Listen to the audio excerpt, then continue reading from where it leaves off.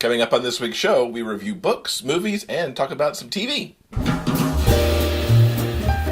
Welcome to the Big Gay Fiction Podcast, the show for readers and writers of gay romance fiction. If you can read it, write it, watch it, or listen to it, these two guys are going to talk about it. Now, here are your hosts, Jeff Adams and Will Knaus. Welcome to episode 84 of Jeff and Will's Big Gay Fiction Podcast. I'm Jeff from JeffAdamsWrites.com. And I'm Will from WillKnaus.com. This week's episode is sponsored in part by listeners just like you. We'll have more information on how you can help support the show in just a few minutes. Awesome. Yes. Welcome. Hi. Hi. Your voice is like an octave lower today. I just noticed that while we were doing the intro. We're both a little under the weather. Both have some allergy, something going on. So I think the travel back from Atlanta took us down. So or something, or there's pollen here, or pollen we brought back, or something. Poor Will started feeling a little rough midweek, and then it kind of hit me yesterday. Friday. I think it hit me Friday into Saturday morning. So. We will do our best not to cough in your ear, dear listeners. Yes, we will power through just for you. We're here and we're getting down to business. So tell us, sir, give us an update on the never-ending revisions. I think you've been revising for a million billion years now. It seems that way.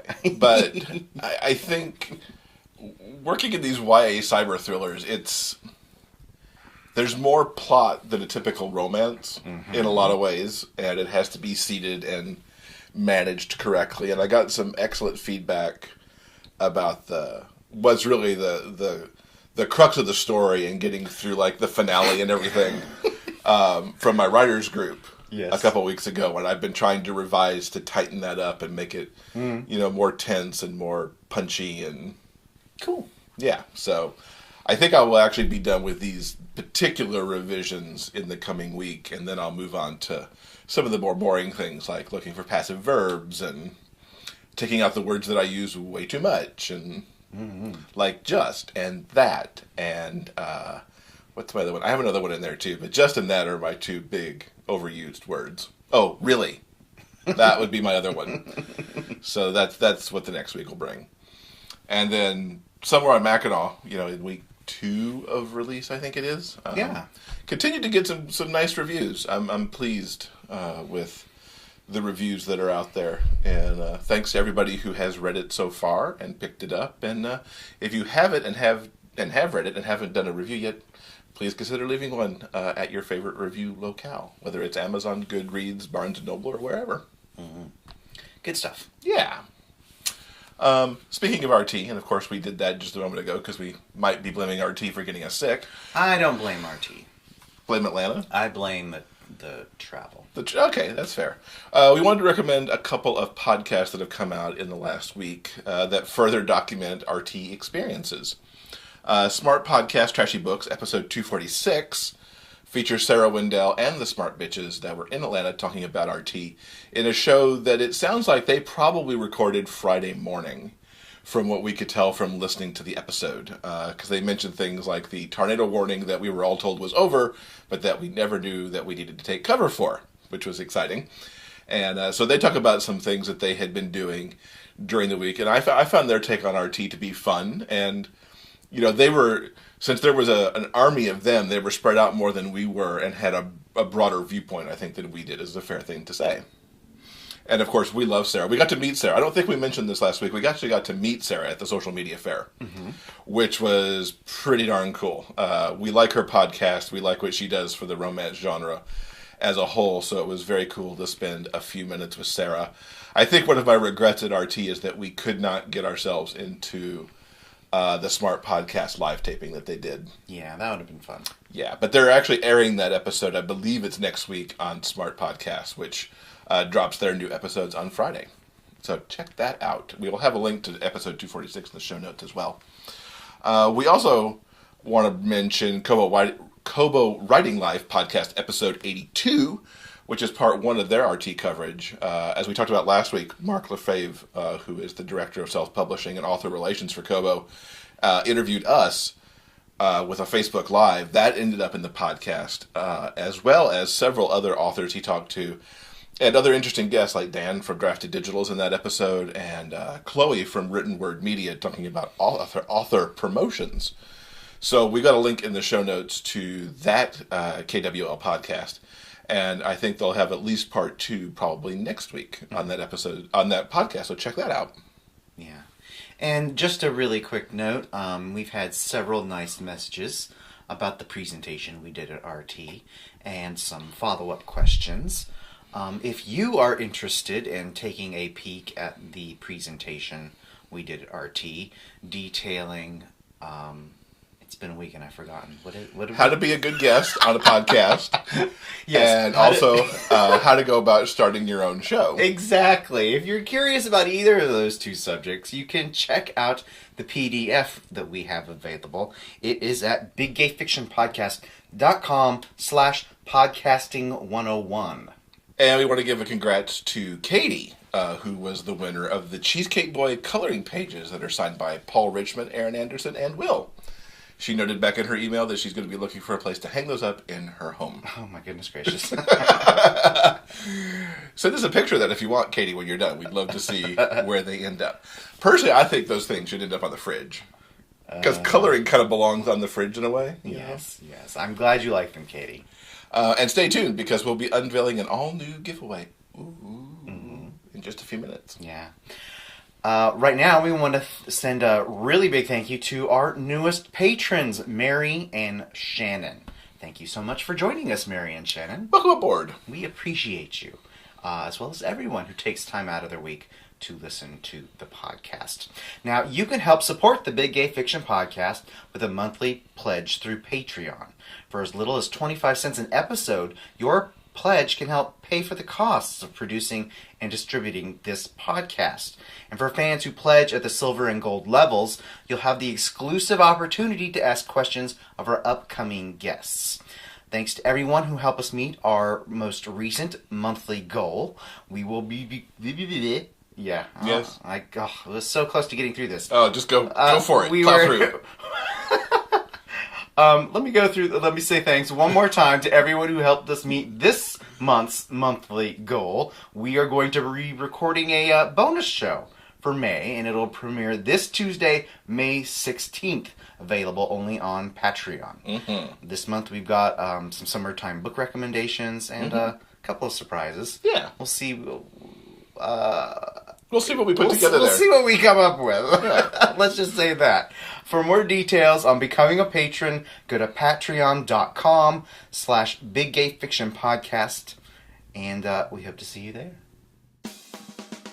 Whether you prefer to spend your summer vacation poolside, at the beach, or in the air-conditioned comfort of home, we've got the books that'll keep you turning pages all summer long.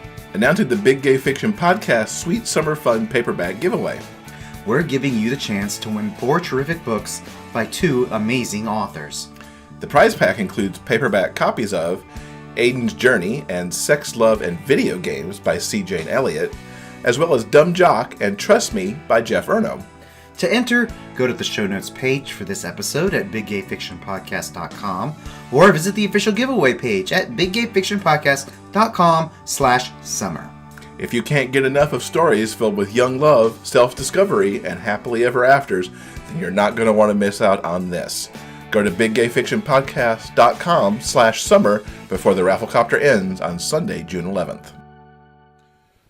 So, even though you were feeling a little under the weather this week, you did get a book read. I did. I recently finished the novella by Annabeth Albert. Really super quick. When we were at RT, I almost had an opportunity to meet Annabeth during her meet and greet signing, and I would have stood in line to say hi, but I was running late for a panel and couldn't quite get there. Luckily, while we were sitting at our little table at the social media fair, Annabeth came by and said hi and said that she's seen the show and she enjoys it. So thank you so much for stopping by and saying hello, Annabeth. Indeed, that's cool. And I have finally read one of your books. I've known who you are for quite some time, but your Portland Heat series has been sitting on my TBR for far too long, and I have remedied that situation this week. So, I started with Portland Heat #1, Served Hot.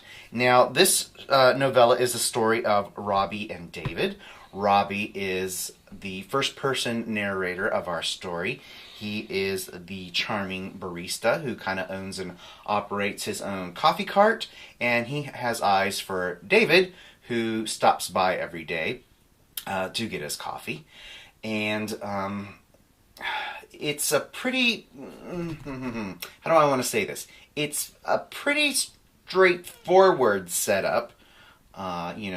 A barista and the straight-laced guy that he falls for. Sort of like the thousands of coffee shop alternate universe fan fictions that we've seen a million times before. But where I think this story goes a little bit deeper is that as we get into the story and through Robbie's narration, we kind of get more insight into who they are as people. And in this particular relationship, it's progressing a little slower than Robbie wants. David is the more hesitant one.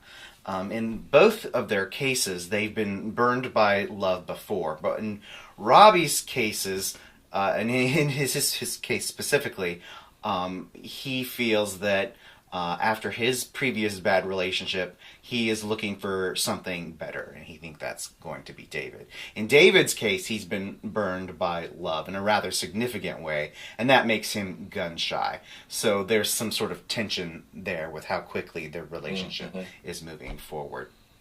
It does eventually move forward, and they do work things out and have their happily ever after. I really enjoyed this first in the series, the Portland Heat series by Annabeth Albert, Served Hot. I highly recommend it. Cool. I will put that on my TBR. Cool. I assume it's in the cloud somewhere. It is. Gotta love the things that are in the cloud. Yeah. So, I haven't read anything. Well, actually, I am reading. I just haven't finished anything to talk about this week. But I did want to talk about some TV stuff going on. This week it was announced by ABC that The Real O'Neills, which has been around for 2 seasons, was canceled.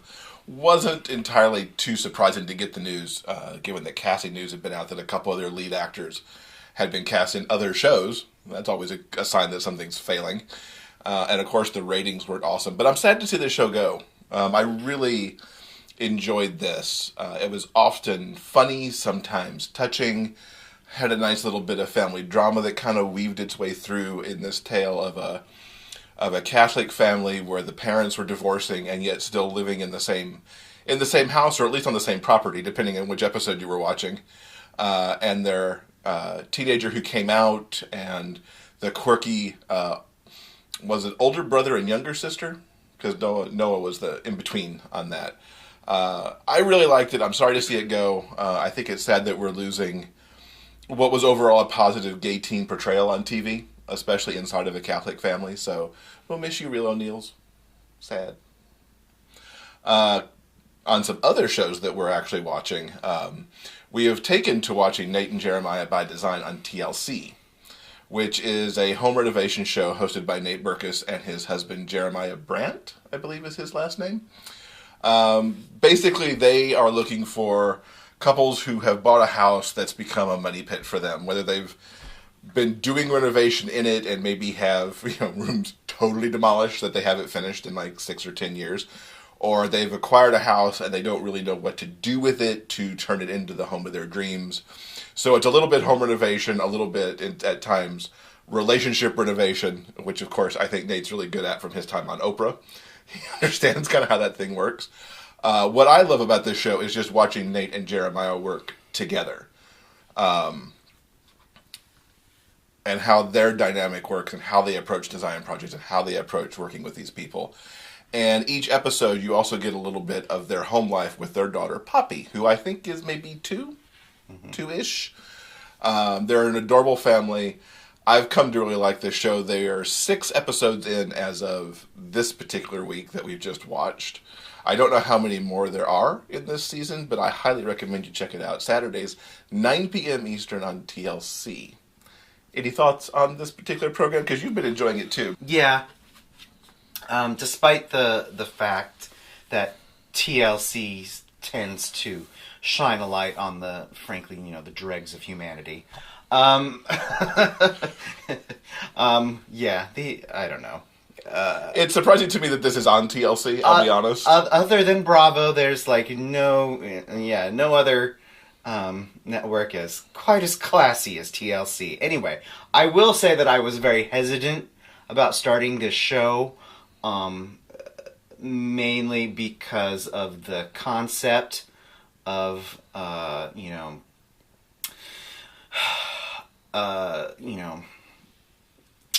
pair of gay designers swooping in to fix the lives of, helpless heterosexuals is pretty tired and done and embarrassing, and I really wasn't interested in seeing that. Mm-hmm. Who needs Queer Eye 2.0? We don't need that anymore.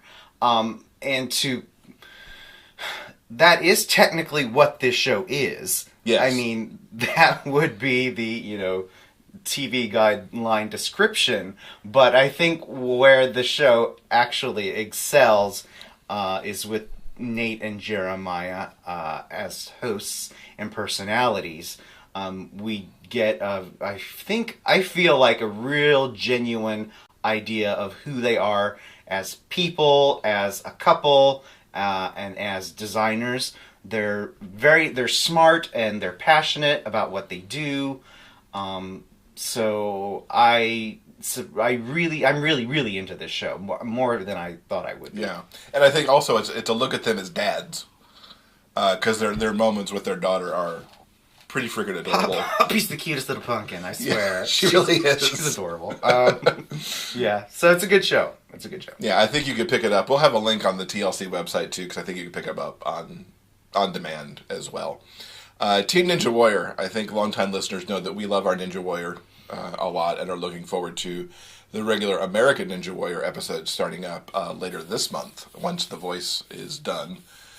Team Ninja Warrior, which was introduced last year, has turned out to be really super amazing this year. The team concept being that you've got teams of 2 men and 1 woman who make up some of the most elite ninjas that are out there in the regular competition, running on a course where they're racing to get through the same obstacles. It's been amazing this year watching some of the right to the 10th of a second wins that have come out in some cases, and some spectacular losses too, where people get going too fast, and even the most elite ninja going too fast can fall on their face and fall in the water and have bad things happen. It's been a really dynamic season, and if you're not watching this competition, where there's plenty of hot man candy to look at too, let's face it, Tuesdays at 10 o'clock on USA, you could tune in for what's become really edge of your seat sports competition, is how I feel about it. Will's nodding over here too, holding on to his voice a little bit. Also, want to talk about musicals on TV. There's been a whole list of musical announcements, as both NBC and Fox have seemed to really gravitate towards the concept of live musicals on TV. We already know that NBC in December is doing Bye Bye Birdie with J-Lo in the Cheetah Rivera role. NBC has also just announced this week that for Easter 2018 they're going to do Jesus Christ Superstar. Not to be outdone, Fox this week announced the musical version of A Christmas Story, which was on Broadway, I believe, in maybe 2011, and is written by your Oscar winners, Pasek and Paul, who, of course, won an Oscar this year for La La Land, and are nominated for a Tony this year for Dear Evan Hansen. That's going to be on Fox in December of this year. And then they also announced for a future date, which I would imagine is probably either in the spot they did Rocky Horror or December for 2018, they're going to do Rent. Now, I think A Christmas Story is going to be adorable. Don't get me wrong, I love Therese on Fox. They did a tremendous job with that. I think A Christmas Story is an easy translation to television.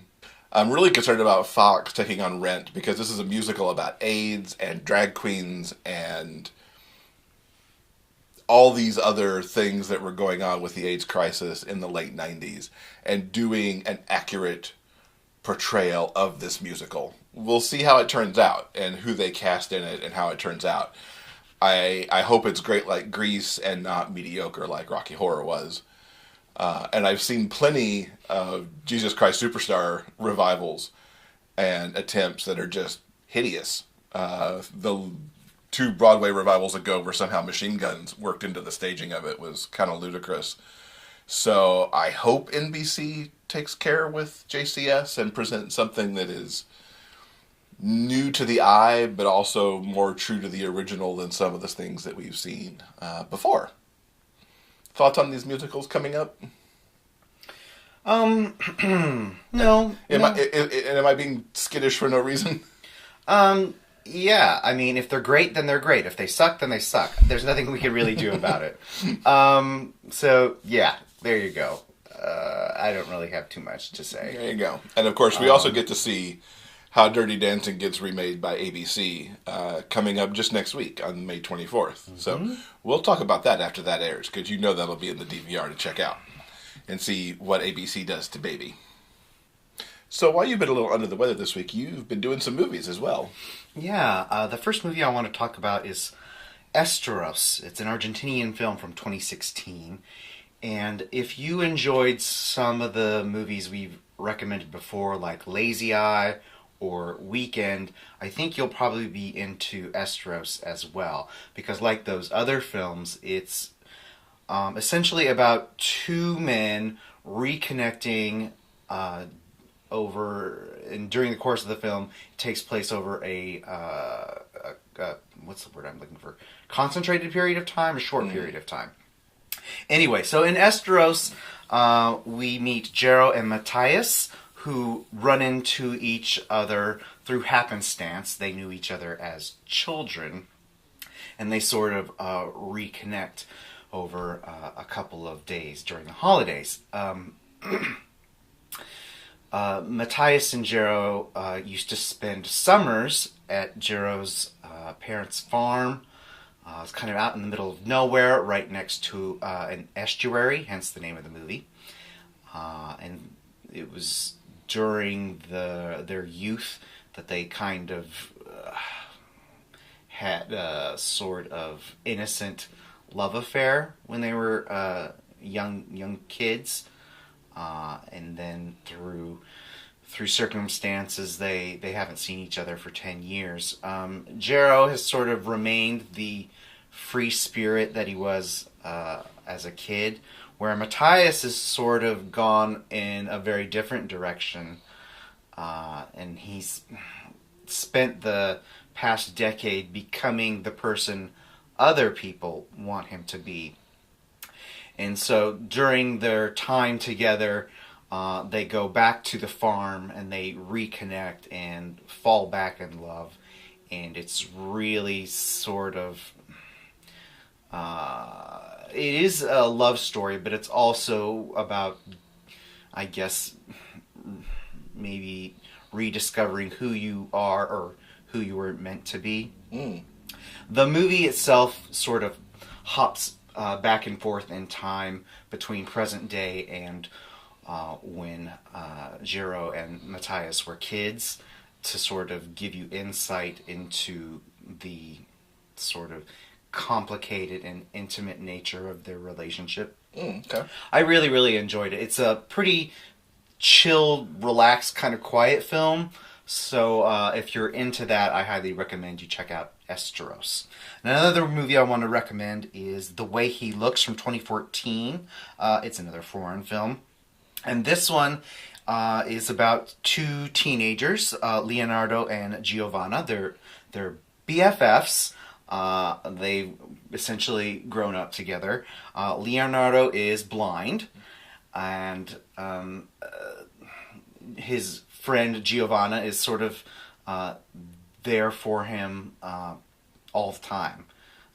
In fact, everyone is there for Leonardo all the time.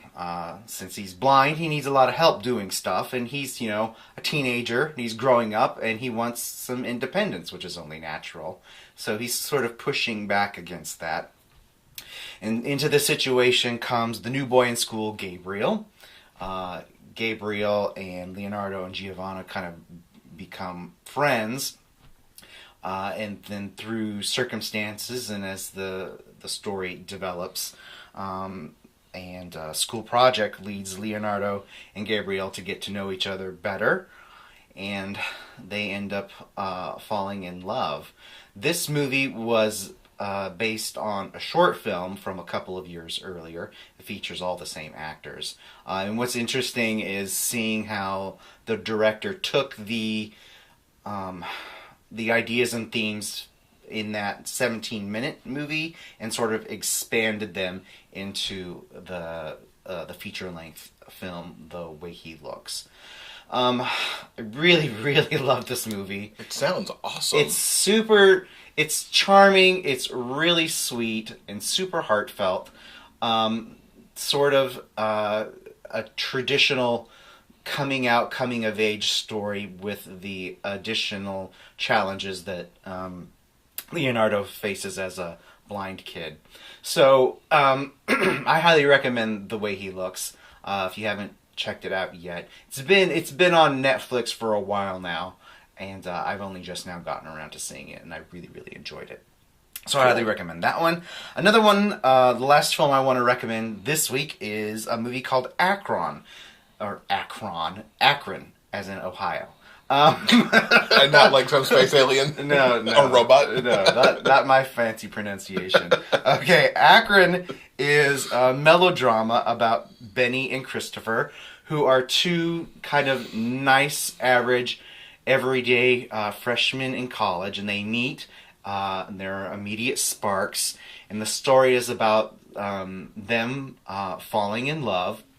The only problem is that something in their family's past, something deeply troubling, essentially keeps them apart. I'm not going to go into detail about what this difficult issue is. No spoilers. Even though the difficult issue between these two families is literally the very first scene in the movie. It's the drama in the film doesn't come from the fact that they're two boys in love. It comes from the fact that there were these challenges that their families faced, several years earlier. So I highly recommend it. It's a really terrific drama. I think the two leads are really exceptional. And despite the difficult subject matter, it does have a happy ending. So I do recommend Akron. It's a really good movie. Nice.